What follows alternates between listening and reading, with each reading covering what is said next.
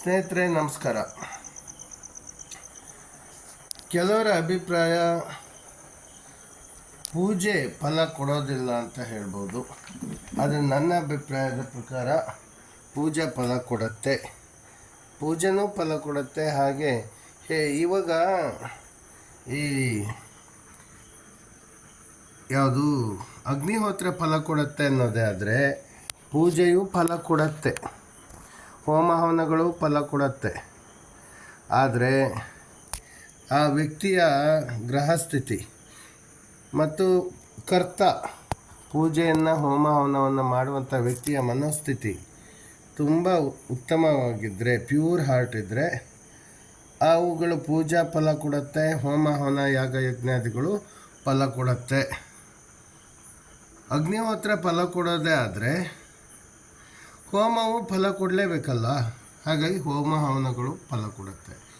ಮತ್ತೊಂದು ವಿಚಾರ ಏನಂದರೆ, ಗ್ರಹಸ್ಥಿತಿಗಳಿಗೆ ಅನುಸಾರವಾಗಿ ಪೂಜೆಗಳು ಹೋಮ ಹವನ ಯಾಗ ಯಜ್ಞಾದಿಗಳನ್ನು ಮಾಡಿದಾಗ ಗ್ರಹದ ಮತ್ತು ಭಾವ ಲಗ್ನ ಇದೆಲ್ಲವೂ ಕೂಡಿ ಸಬ್ಲಾರ್ಡ್ ಇರ್ಬೋದು, ಸ್ಟಾರ್ ಲಾರ್ಡ್ ಇರ್ಬೋದು, ಅವುಗಳೆಲ್ಲವೂ ಫಲ ಒಂದು ಸ್ವಲ್ಪ ಉತ್ತಮವಾಗಿ ಕೊಡುತ್ತೆ. ಹಾಗಾಗಿ ಪೂಜಾ ಹೋಮ ಹವನ ಯಾಗ ಯಜ್ಞಗಳು ಇದು ಕೆಲವರು ನಾಸ್ತಿಕರು ಹೇಳೋದು ಪೂಜೆ ಫಲ ಕೊಡಲ್ಲ ಅಂತ. ಪೂಜೆ ಫಲ ಕೊಡುತ್ತೆ, ಅದನ್ನು ನಾನು ಪ್ರೂವ್ ಮಾಡಿ ತೋರಿಸಬಲ್ಲೆ.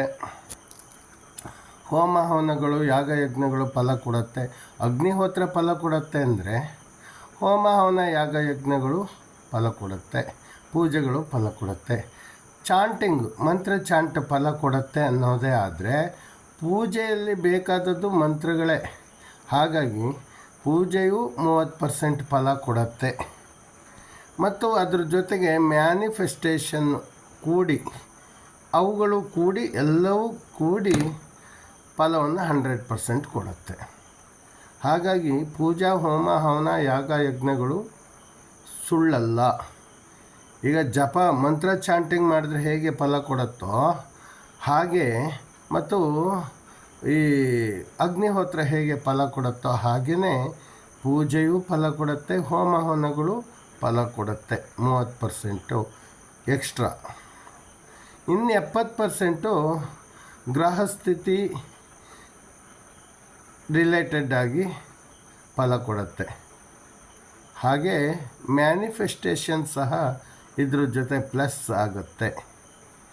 ಮತ್ತು ಪ್ಯೂರ್ ಹಾರ್ಟು ವ್ಯಕ್ತಿಯ ಕರ್ತನ ಪ್ಯೂರ್ ಹಾರ್ಟ್ ಇರಬೇಕು. ಇಷ್ಟಿದ್ದರೆ ಪೂಜಾ ಫಲ ಕೊಡುತ್ತೆ.